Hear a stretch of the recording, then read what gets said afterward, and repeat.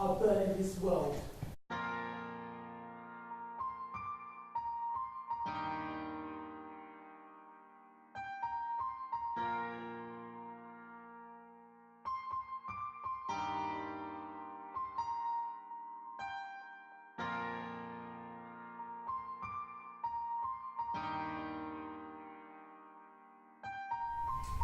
Carbohydrates, self-sufficiency technology, or CSS, if successfully translated for human application, will make life a more powerful for the body, in addition to food. And the hope is, for those who have access to food, they will have something else to depend on. And this something else, one doesn't have to ask, negotiate, or beg for. This something else does not come with various conditions. This something else cannot be taken away, and this something else does not have to be repaid. This something else is light, water, and air, ubiquitous and accessible for everyone to have share. Isn't that problematic though? Chris, correct me if I'm wrong. Does this CSS technology require modification of the human genome? Many do consider it a misuse and abuse of technology. Some even go so far as to call it the perpetual apartheid. Their being all green was not part of the plan. It was a result of a mutation. You are splitting the human race into two different species. The vast majority came from poor rural families. Hence the perpetual apartheid, don't you agree?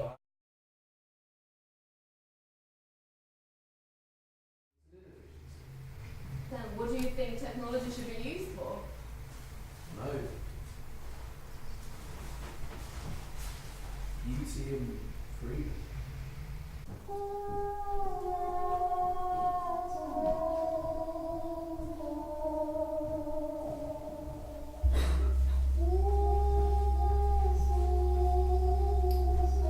The colour of green, in all its shades and tones, prevails here.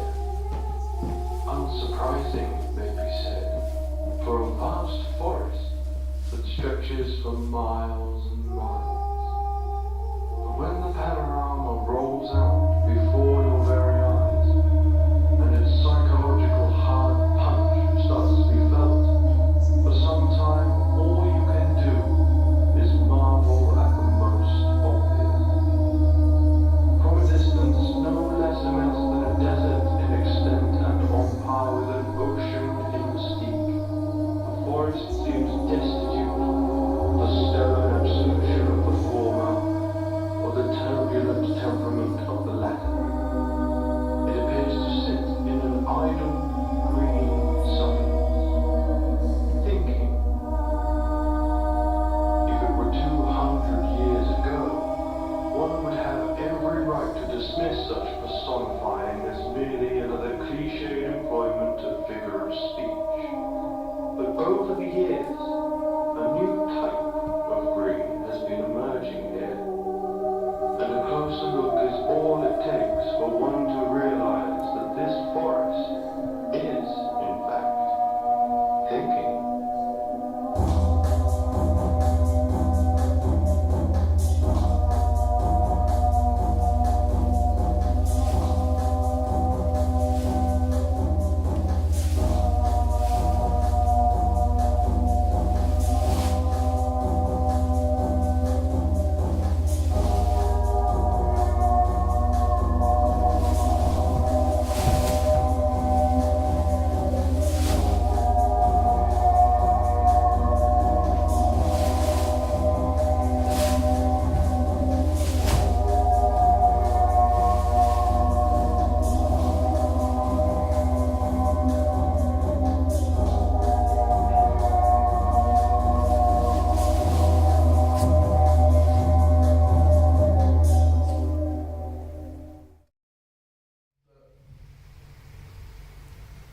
There was this one trip to the woods that I remember especially well. We were out in the heart of the forest just hoping to catch a glimpse. One of those elusive wanderings. And after hours of tracing and tracking, we finally found the one search for.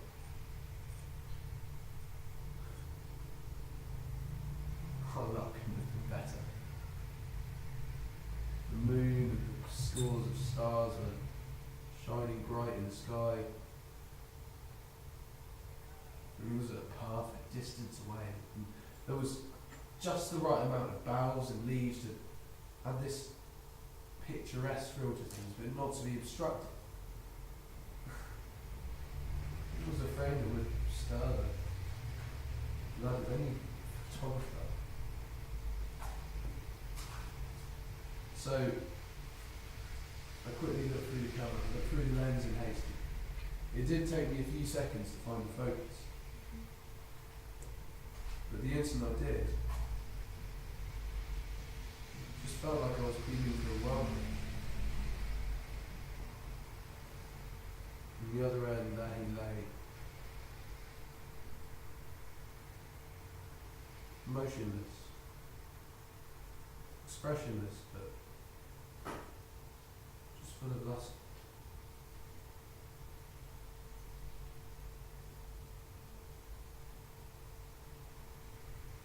He was like an emerald gargoyle, standing above the mire of the world. A crow, resting in its ease and leisure. A Buddha, sitting on his lotus in half bloom. He was anything but human. Was anywhere but here.